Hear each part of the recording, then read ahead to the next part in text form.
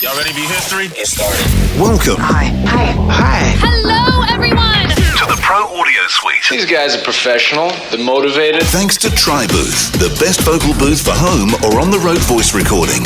And Austrian Audio, making passion heard. Introducing Robert Marshall from Source Elements and Someone Audio Post, Chicago. Darren Robbo Robertson from Voodoo Radio Imaging, Sydney. Tech to the VO Stars, George the Tech Whittam from LA. And me, Andrew Peters, voiceover talent and home studio guy. Line up, learner!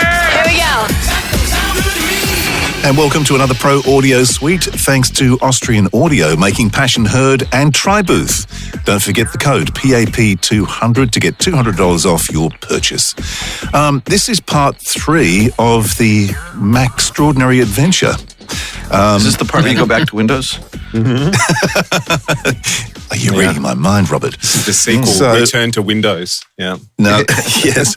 You know that if you've been listening to the first two, if you haven't listened to the first two, listen to the first two before you get to this one, because there were so many issues, so many problems, we couldn't actually work out what the hell was going on.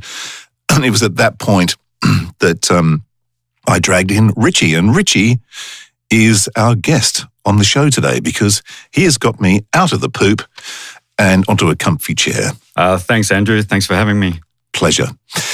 We should start at the beginning because, I was having issues with a couple of things. The technical word is you were fucked. That's the word I was looking for, yes.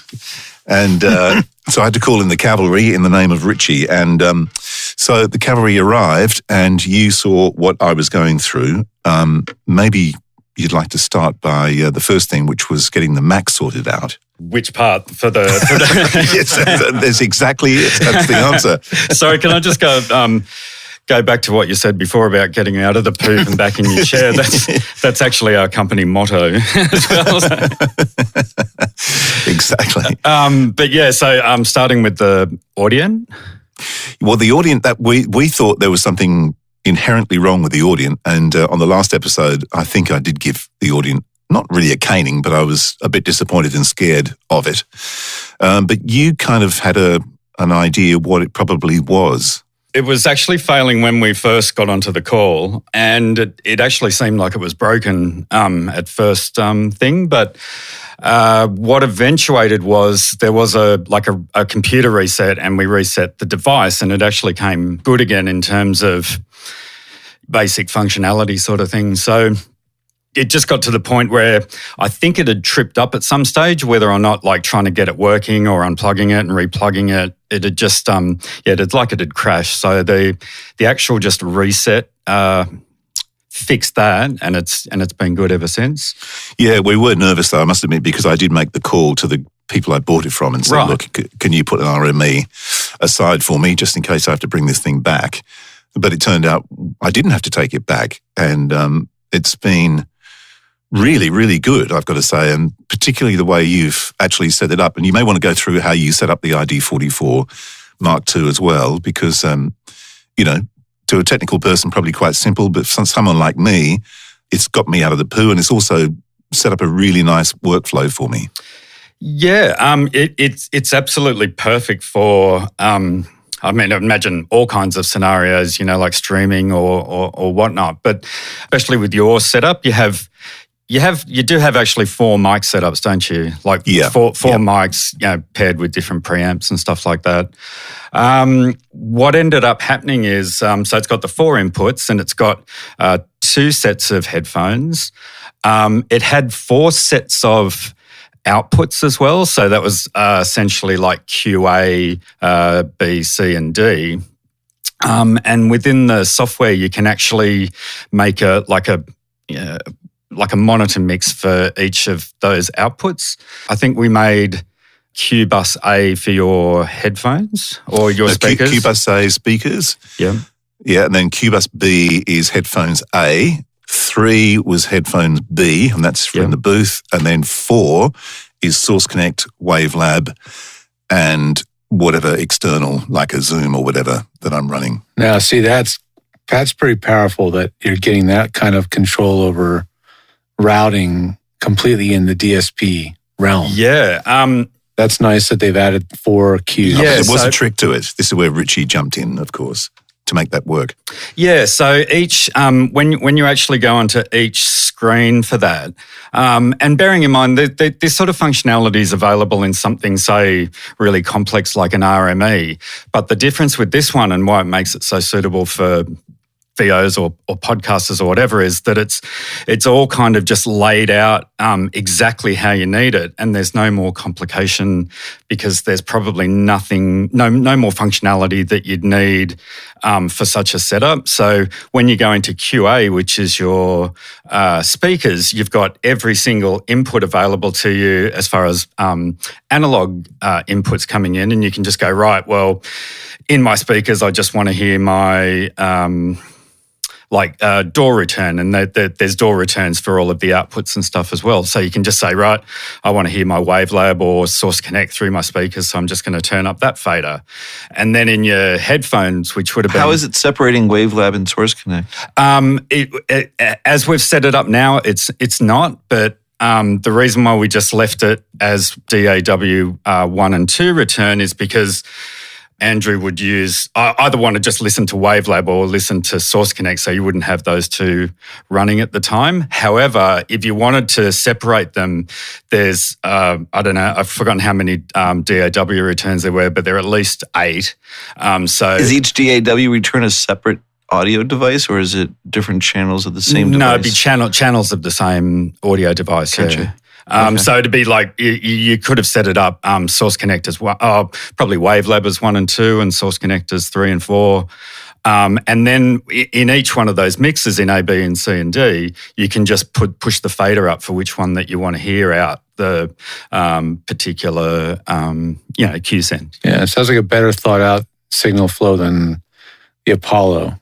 Well, the Apollo is like an erector set. You can set it up however you want. Whereas this is a little bit more preset to how most normal people use it. Yeah, that's exactly right, and it really makes sense. And there's some really nice touches in there as well, where you see your 4 cues on the right hand side. There's actually like a running meter, so you can see what's doing what and what effects happening on said bus. It's just like a peak meter, but it runs over time. I don't know what that's called, but So George, I wonder if it'd be possible to do the Apollo twist in a knot trick that you so love to do. Here's the thing. What makes the Apollo dangerous and more flexible is it's under the hood the I/O matrix. Right. And does this thing have something like that where you can literally rewire what appears where in the system? Yeah, there is somewhat of a matrix in there. It's limited to say, like QA goes here, QB goes here. So yeah, you can reroute it, but it's not overly complex. Yeah. Can it make QA or aux send A its input? That's the knot, right, George? Right. No, I don't think so. I don't think so from memory. Right. It's like a button matrix, if you like. You just say, like, you could have it QA sends to both headphones or just one headphone or the speaker or whatever, yeah. Right. Yeah, it makes sense. I'm trying to think how is it that the audience sends to, say, Zoom? It's got an auxiliary, like an output that it can use as a virtual output? Yeah. So the way we've set this one up is the QSend D. This is what it was. Yeah. So we made it so anything on D feeds like an auxiliary out, if you like, and that's what we're picking up in Source Connect and Wavelab to do recording and the sending of audio. But there was what about Zoom and those that are too stupid to know anything but channel 1 and 2? There's a trick. Here we go. There was just an option in the settings or preferences somewhere to pick or maybe it was in that routing matrixy kind of thing, to just say QD is the loopback, functionality of the audio device. So you could say, right, anything on QD, and I'm pretty sure it was in that in that matrix anyway, but QD would be the loopback thing. And then loopback was then an input that you could use in Source Connect and stuff like that. And obviously... Because loopback was a separate device, technically. The DAW treats it like an input, so it'd be like mic 1, mic 2, mic 3, mic 4, and so on and so on. I think it has ADAT as well, I can't remember. So is the loopback on channel 1 and 2, or is it on channel 9 and 10? It's on 21 and 22. Okay. And so, yes, Zoom is dumb and it can't pick anything but one as far as your microphone input goes. But there's some software that I call, a software that I use called Loopback, which is different to Loopback on the Audion. And I just use that to make a virtual sound device to say anything that spits out of 21 just gets rerouted to channel 1 of the virtual loopback device, and then you can use that in anything you like, yeah. Which is how you used to do that with, it was either Nexus or it was turn the Apollo into a knot, essentially, were the two ways. Yeah, exactly. Yeah, that's, the Audion way of doing things is very logical. It's probably very stable. And, but of course there are limits because, you can't run one digital output to another digital input in an internal way. Like I want to take QSend D and feed that out to channel 1 so that it appears at the input. Right. That's something, that's a limitation you can't do with that. Yeah, that sounds more complex than it. I don't even know if you can do that in the RME. I mean, honestly. Have you messed with an RME enough to see if you can make we did that with the one I had in the PC. That they got in there and used the loop back to make sure the thing functioned properly. So you were able to send all 4 of your mics out to one output that was really an input. Yep. So that Zoom or whoever could see it. Correct. Not that I ever did, but I could. Yeah. Mm-hmm. Yeah, I'm not sure. But this thing is really, like the way Richie has set it up is, it's great for me because that we had, also wanted to have talkback, and we talked about this before, that the ID44 has a talkback button. And it allows you to select one of the mic channels. So we selected mic channel 4 to use for talkback. Cool. So that's really cool. Yeah, I like that you can choose any mic input and turn it into a talkback. Yeah, George, it's funny because I constantly take the Apollo and I make the talkback 1 and 2. Right. Yeah. Yeah. Right, because it's like I want that to be the stupid chat input for all the stupid stuff. Right. Yeah. Yeah, but just using that actual loopback software, like for years and years, I tried to work out different software that'd do that. There used to be one called Soundflower that was kind of that sort of thing, but loopback is literally the first one that I've used that is bulletproof, and it's really smart because you can take any output from any software and just take a bleed off it without actually having to say in said software it's going. Yeah, you have to be careful of loopback. Yeah. Actually, because when it installs, it gets under the hood of the OS in kind of a pretty invasive way to do that pick off that it does. Because the hijack. That is true, but I think was Hijack one on PC? I can't remember. No, it's all Mac stuff that they make, and those audio hijack and then loopback, and then they sort of mash them together. And okay, yeah. Because actually, you could just use their free line in app to do what you're doing. Right. It just like basically takes an input driver and an output driver, sends one driver to the other, and then that's how you can route stuff. Yeah, so no, I love it. Yeah, loopback's cool. It's pretty cool, but they also have what's the other one? They have like a whole radio station. You can do this kind of stuff with it too. That was very good. Folio or something. And just while we're on that talkback one, it intelligently doesn't send the talkback ever to the speakers that you're using. Like, say if you sat down at your console doing that. And I think that's why we put it on 4, because then we had your main booth mic on number 1, so it sort of made more sense, sort of thing. And then in any of the sends that you're feeding the studio with, then you could just put talk back up to the headphones and that'd be it, sort of thing. So yeah. What actually happens when you press talkback? Because what makes TalkBacks good is it does numerous things. It's not just an on-off switch. It's actually doing several things at once. So does it dimming the monitor speakers, or is it simply not routing its signal to the monitor speakers? I couldn't say. I would say, because I haven't tried it, so I'd have to experiment with that. If you're playing something, does the volume go down when you hit the TalkBack button? No. It only mutes itself. It doesn't. Yeah, it doesn't turn the speakers down. Yeah. Okay. And the destination is the Q sends, and where else? Can you go to virtual devices or just the hardware outputs? There's no virtual devices. Yeah, you can only you can route it from the Q sends page. So if you want it to go to the headphones, then on the headphone send you just turn the TalkBack mic up. Mm-hmm. So basically, headphones is its main destination. No. Oh well, yeah. Well, that's what you do, but you could send it. You could send it out any of them that aren't QA, which is your speakers. Yeah. Yeah. So for me, like if I'm doing a session here and I've got someone and I'm just sitting there basically monitoring what's going on, and I need to talk to the engineer down the line, if we're doing a source connect, I can actually pull up the fader of the TalkBack and direct it to go to source connect. So if I press the button to talk to them, I can talk down the line to them. I'll give you the feature that all the interface manufacturers don't do with their TalkBack, which is they should assign the TalkBack to the loopback of every single input so that you can slate your tracks. I could do that anyway. Yeah. I can do that with the TalkBack. You just turn up QD on this end. Yeah, that's right. Like if you're recording input number 8, microphone number 8, and you want to slate that from the control room, how would you do that other than looping back? All I do is I go to Source Connect, which is QD or Q4, whatever you want to call it.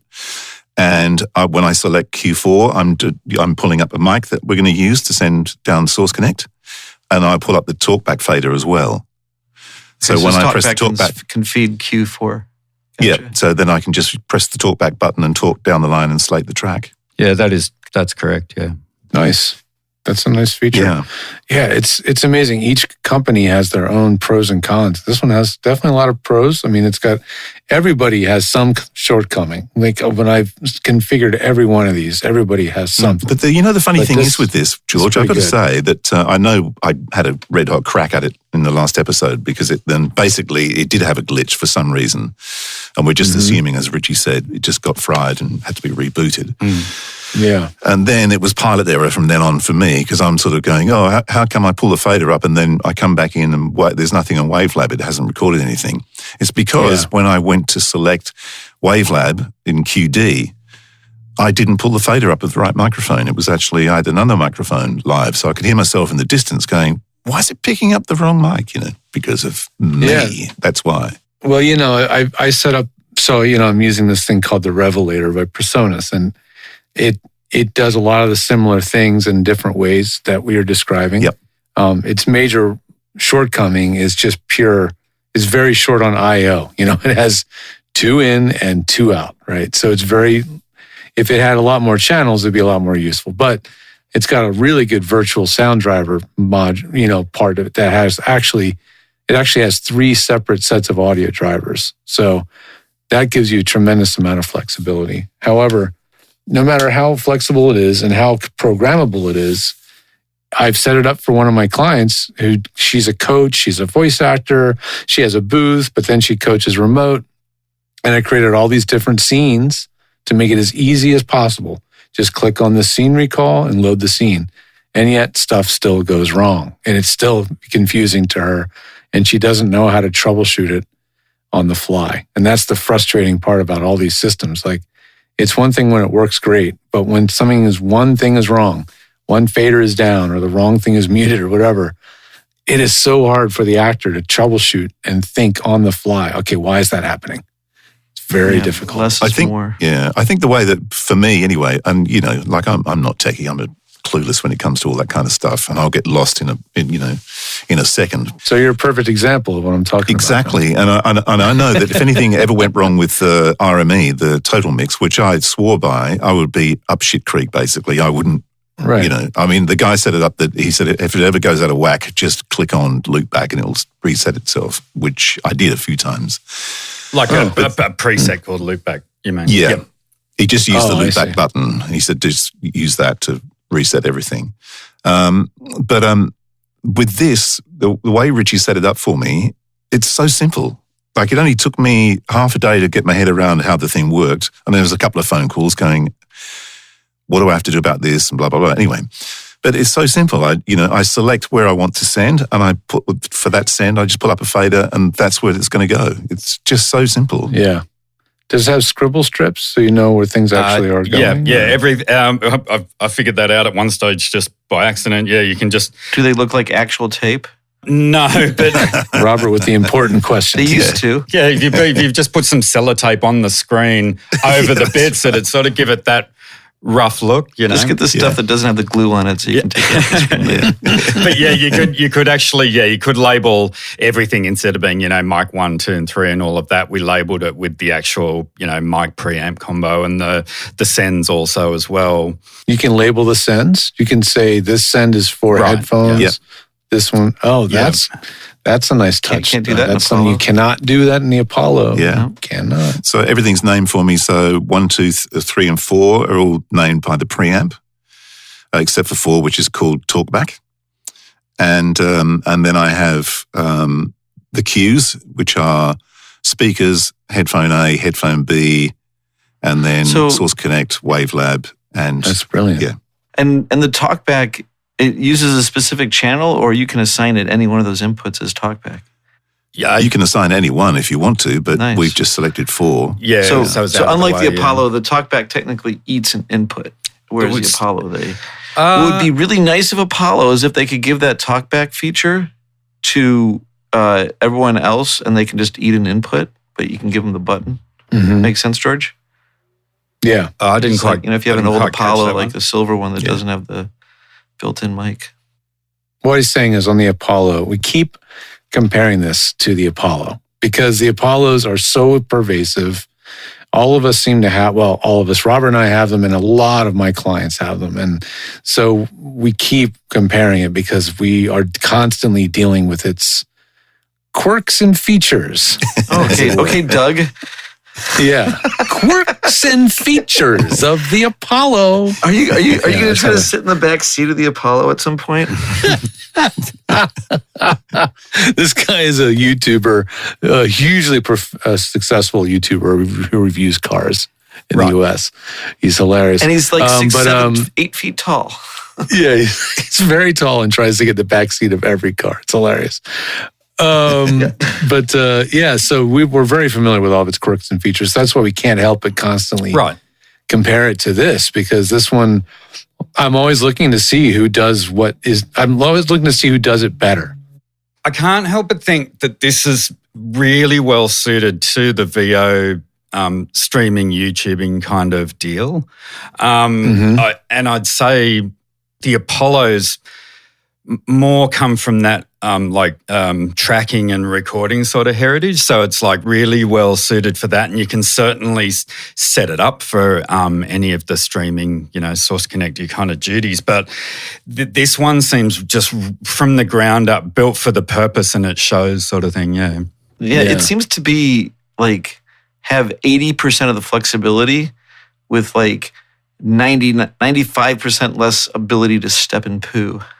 Yeah. Well, once we did the cleanup of the poo, I've never seen any more reappear. So because it's like a constant story with the people with Apollos that they get it all set up and they don't get it because someone set it up for them, and then when it goes wrong, they're just like nowhere. SOL. yeah. It doesn't matter how many screenshots I give them, videos showing them how it all works. In the pinch, they rarely know where to look and know what to do about And it. it's intimidating, so you freeze. Yeah. Like, there's like 4 things that you have to do, not one. Yeah. Yeah. I have a client who has an Apollo Solo, the small one, in the booth, and an Apollo Twin outside the booth at the control room because he has 2 Macs. So he's got one dedicated for in the booth, one outside the booth. And I was like, are you sure you want to do this, man? I mean, this is so much more complicated for you to have to manage. And I set it up for him. I drew it all out in several page keynote diagram, with wires and color codings and labels and all this crap. And I've had to talk to him several times to get him up to speed, to get it all working. And, it's my fear. Like, you make something too complex, you're not going to know what to do in the clutch to get it running. This seems to be a nice, it strikes a delicate balance between features and functionality without going way, way off the deep end. Yeah. Well, the good thing for me also is that when I was doing the inevitable Zoom session and capturing my own audio, I would capture the audio on the PC and I would run the Zoom through the laptop, which meant in the booth I had two mics open. So one going via an interface into the Mac and the other one going straight into the PC. Well, of course, now I don't have to worry about that because even though I haven't got email on the Mac Mini, what I've done is, like Richie's set up notes and everything for me, and he's got a transfer file as well. So if I need to transfer audio files, I can transfer one machine to the other. But also having notes, I just copy the link for the Zoom session, drop it into Notes, pop it up on a browser on the Mac Mini, and bang, just connect. And then I can actually direct via the ID44 the audio backwards and forwards from Zoom, and also the audio for me going to Wavelab. So that's nice. So it's really so simple. Are you using the 3L or 4R outputs for anything? No, not at this stage. But Okay. I think what we slated for the future was sending that like a headphone 2 mix, or sorry, I should really say the QC mix out 3 and 4. So then that could run up to a different area of the studio and feed like just a headphone amplifier. I had a more diabolical idea. Right. We take the microphone, remove the microphone from channel 1, and we free up channel 1 for utility. Since channel 1 is what everything can see. Skype, Zoom, Source Connect, Chrome, on and on and on and on and on. Then we take output 3 and run that into input 1 and set up your proper routing and stuff so that you can create a mix in it's sort of an analog domain. You're just using the mixer to feed itself and do the same thing that you would normally do with aux 1, right? Yeah, this is a workaround for loopbacks. I mean, the bottom line is loopback works, right? It works fine. Yeah, it works perfectly. But we still lose functionality anyway because you'd lose a mic input. You'd lose a mic. Yeah. I mean, most people don't have this many. Let's be honest. It's true. Mr. Bunnings. Andrew's a freaking lunatic. Okay, Yeah, it's true. This is nobody has this many voiceover mics in their studio. But if you only had 2 voiceover mics or 3, this could be something you could, as a fashion, a workaround. You could take an output and run to an input. You just have to know what you're doing to prevent a literal feedback loop, which can get ugly. But yes, that could work. Well, at the moment, just out of interest, I'm running on mic 3 and going through Source Connect now for monitoring. So it should be really coming out of channel 1 or 2. But because the way the 2122 that Richie set up, I can sit here and work on preamp 3, which is my guest mic when the Germy people come over to use my place. Exactly. That I don't want in my booth.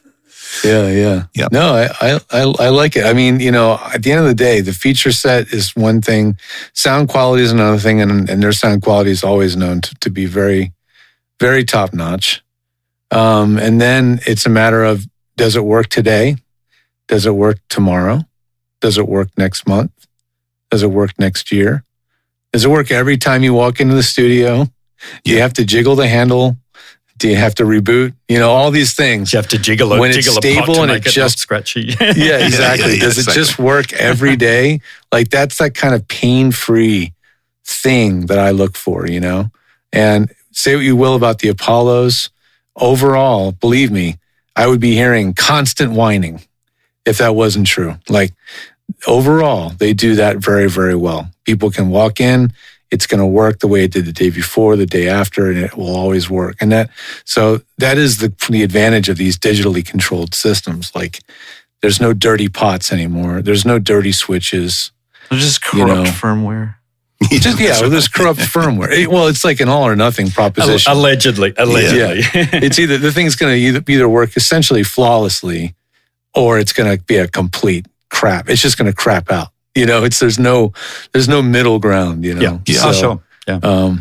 But I think for me, for the most part, that is a step in the right direction. And I love that I can administer and help people remotely and see every single setting. The ID44 also goes the route of sticking with the analog gain control, which is a pro and a con. Also, it has a lot of physical knobs and switches instead of everything being in DSP like the Apollo. So, there's a little bit more tactileness, but how cool that it has a physical high-pass filter switch right on the front of the unit.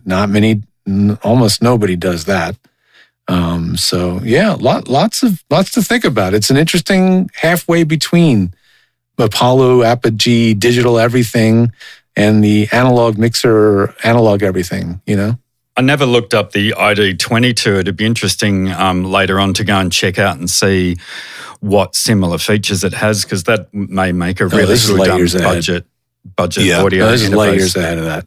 No, this is a whole different deal. And I also think the 22 is very limited in terms of routing and stuff. And I've got a feeling it's bus powered as well, isn't it? The 22 bus powered. Yeah, it's 20. Yeah. No. 22 was the flagship. That was their first interface. That one predates everything else. Then they came out with the 14, and then the 4, the little baby one. That's bus powered.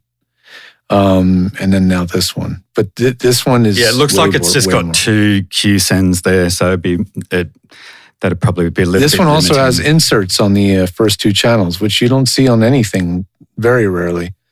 So George, how about this? Yeah. Have you ever looked at the Cranbourne interface? I haven't seen the Cranbourne. I've heard of the name Cranbourne. I haven't. I think that the only way that we could, we all know how we could properly evaluate one. But in any case, what it is a 8-slot 500 series rack. Oh, yeah. But I think I have heard talkback of this. and all that stuff, and a built-in mixer, and then it has on the face panel low latency monitor. So instead of your own separate mixer, you just have the simple, more of the computer, more me. But then it also has a nice sort of proprietary Ethernet system for sending headphone cue boxes about the studio. Right. Wow.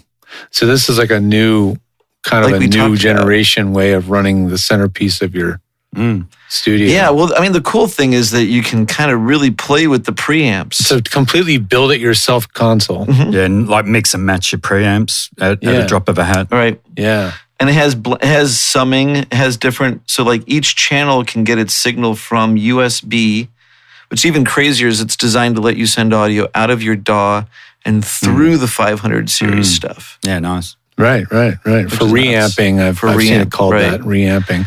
It's got speaker A/B switching, mono check, dim, mute, but it's $1,800. This is, let's be honest. This is It's on the It's $1,800 with no preamp. Like it start with nothing. That's true. But then the preamp you can get is right. Yeah. No. This is an audio interface for real audio purists that want, a really, really clean routing. It's really interesting. Yeah. I don't know anybody who has one yet, but it'd be interesting if that was it's a great idea. Really great idea. I'm glad that you guys figured out how to get that thing fully firing on all cylinders. Report back to us in a month, Andrew. Yes, we shall. 6 months. I'm sure we'll know. We talk to you every 2 weeks, so we'll know right away if something's not right. Isn't the next episode the Linux conversion? The Linux. Right. Oh my God. No, it isn't. Don't go there. Don't go there. But just to make you happy, Robert, the Mac is working very well. Excellent. I'm glad to hear it. The bank account, on the other hand, is not looking so good. But Me neither. But as they say, what price do you pay for perfection? So That's well, right. that's what I said to Meg, That's when she said, I'm looking for a new husband. Well, that was fun. Is it over? The Pro Audio Suite. With thanks to Tribooth. And Austrian Audio. Recorded using Source Connect. Edited by Andrew Peters. And mixed by Voodoo Radio Imaging. With tech support from George the Tech Whittam. Don't forget to subscribe to the show and join in the conversation on our Facebook group. To leave a comment, suggest a topic, or just say g'day, drop us a note at our website. theproaudiosuite.com.